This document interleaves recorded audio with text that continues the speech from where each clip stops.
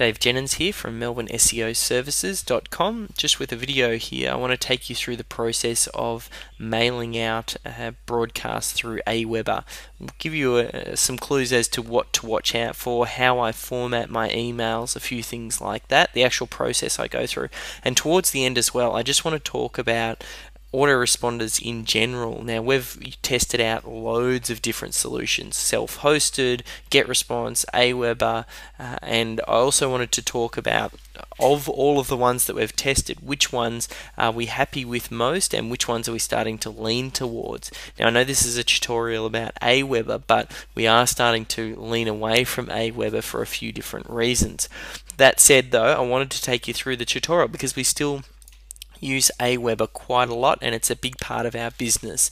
So I've just logged into my AWeber account and I'm just going to go through on messages here and just come through to the broadcast button. Now we're going to be creating a new broadcast. Now I've already pre-written my email. Now this is usually the way that I'll do a broadcast before we send it out. I'll write it in a text document because I want to strip out all of the formatting that is there. PC text document editor is actually better than Mac's, I find, because the Mac one seems to add, sometimes it adds formatting in, but I mean if you start the document from scratch you should be pretty much right. So here's an email that I've written.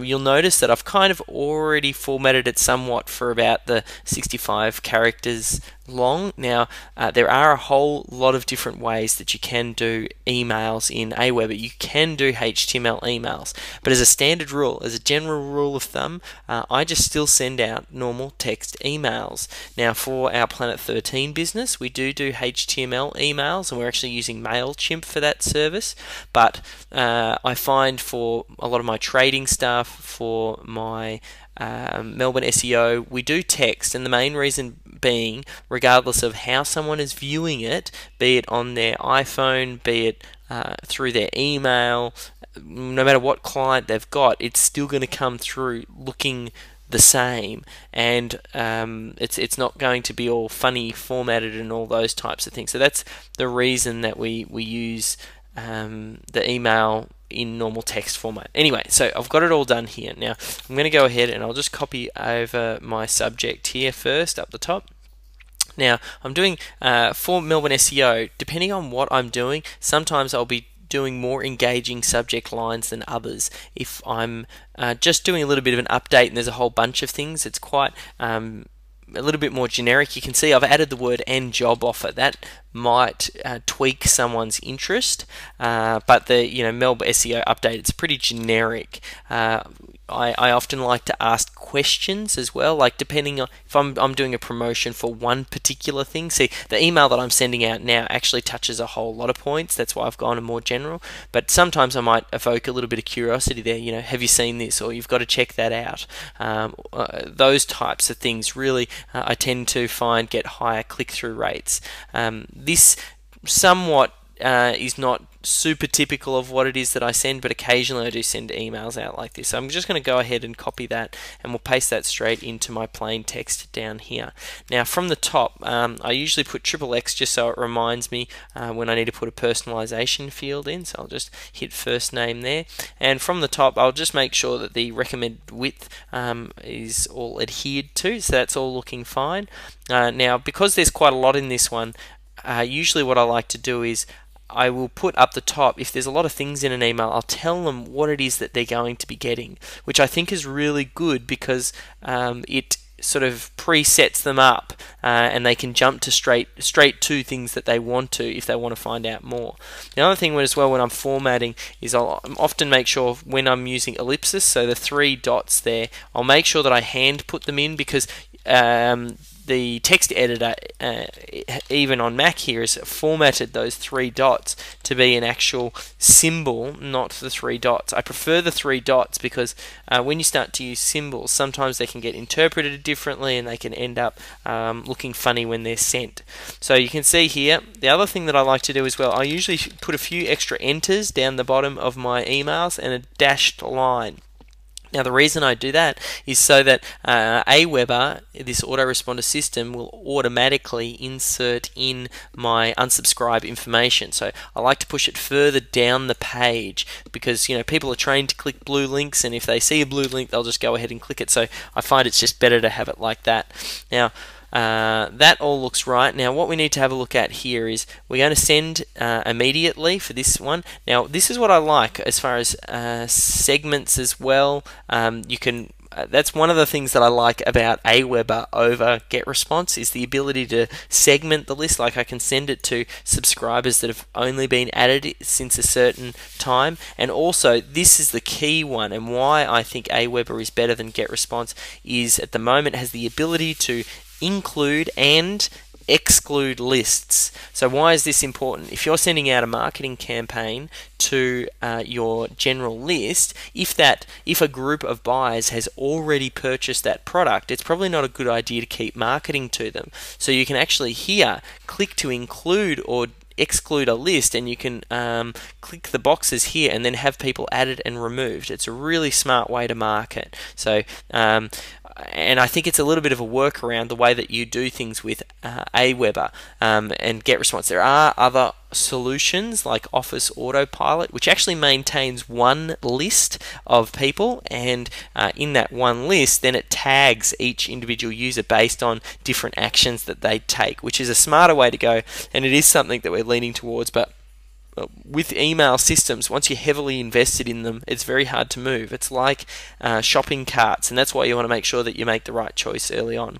Now, for this, I'm not going to track the clicks because I'll be tracking it on a site level rather than through here. And sometimes when they put the links, they put these big, ugly, long links. And I know I've got some long links there, but I think they look more attractive than their tracking links.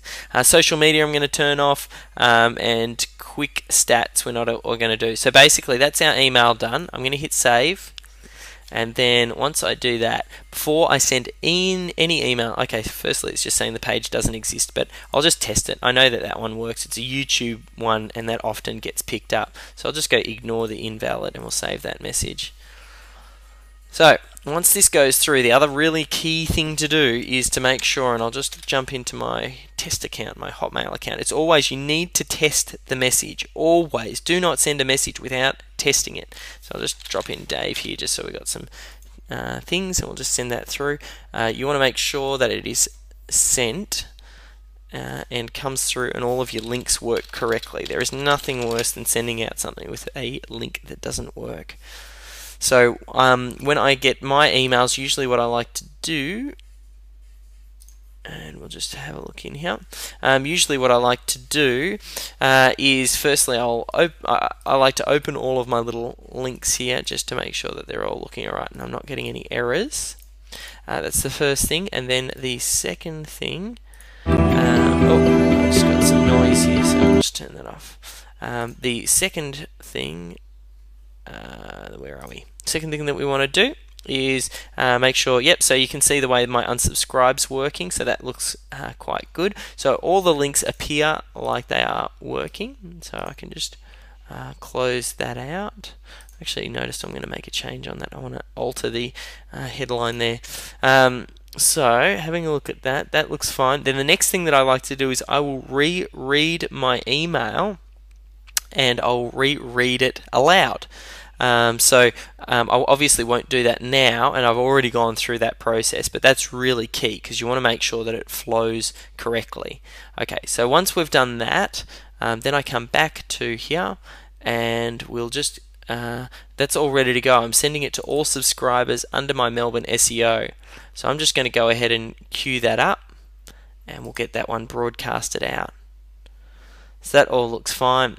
Okay, so while that's sending as well, I just wanted to recap on a couple of final things. I think that's the way that we use AWeber, and it's pretty easy, bit of a tutorial there. Now, as I said, you need to get an email autoresponder system. You need a third-party system.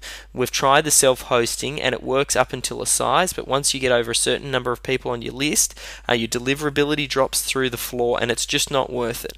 And Email's one of those things, it's awkward, especially with a lot of systems out there, to import your database, your email list into a new program. They like the people, the subscribers, to come through their opt-in forms. So that being the case, you want to make sure that you choose the right one from the start.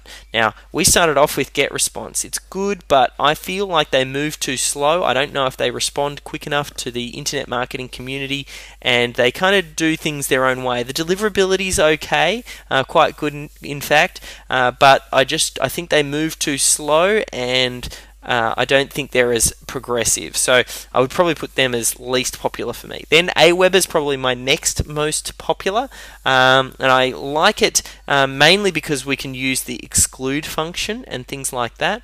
And then the final, so that's quite good in that genre. And then the final one, but it's a little bit more expensive, is Office Autopilot. Now, we're just starting to do some testing on this one. It is quite expensive relative to your AWeber.